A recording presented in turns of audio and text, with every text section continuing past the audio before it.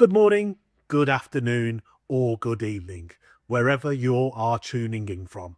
I'm George, coming at you with Coffee Break with George, your daily nuggets of news for your feed.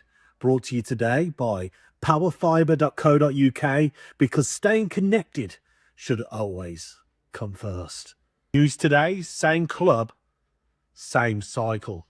Right. Coffee in hand, Manchester United again. At this point, being a Manchester United manager isn't a job. It's a temporary assignment.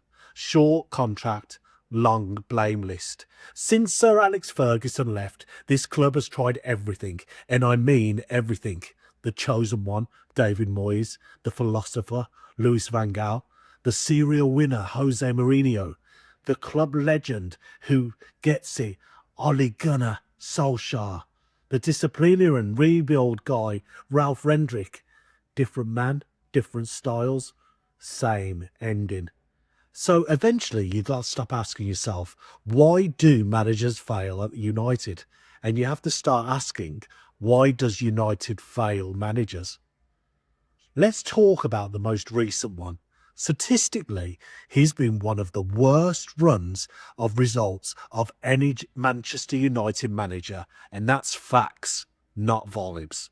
And yeah, every single week we were told he has the full support of the club.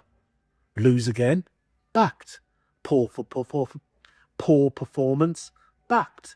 Fans furious? Still backed. Won't change the system? Backed again.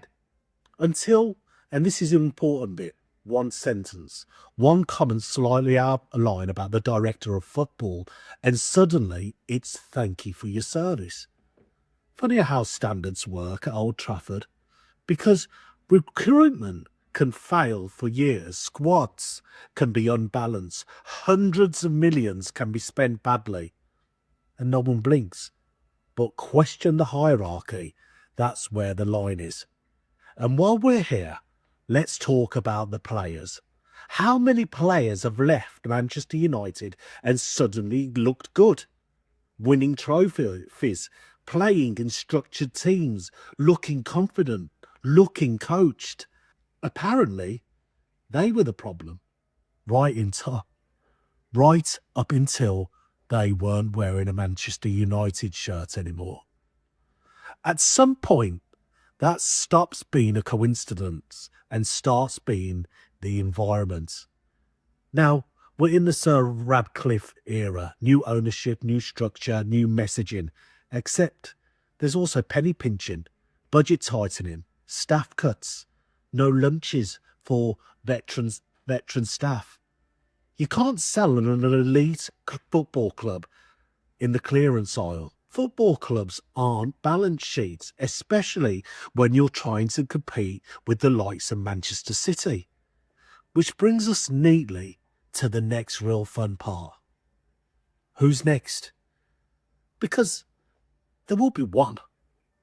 The betting marks have already been busy. They don't lie. They just laugh quietly into their slips. Oliver Glasner, one of the bookmakers' favourites, done well elsewhere, FA Cup winner, suddenly the answer to everything until the first transfer window. Gareth Southgate, safe, sensible, dependable, which is great if your ambition is not about rocking the boat. Michael Carrick, club legend, doing good work, linked because some nostalgia feels like a strategy. Or Unai Emery, experienced, respected, proper coach, ideal. But will he really leave the mighty Aston Villa?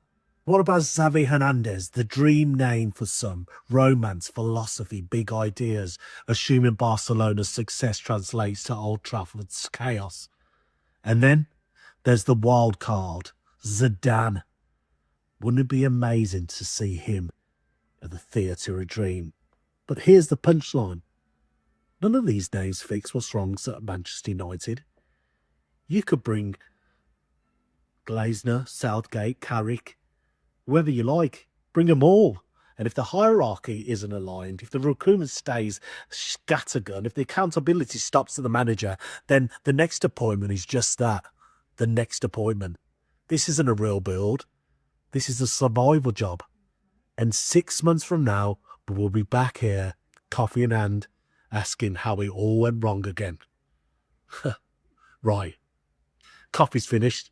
Same conversation next time.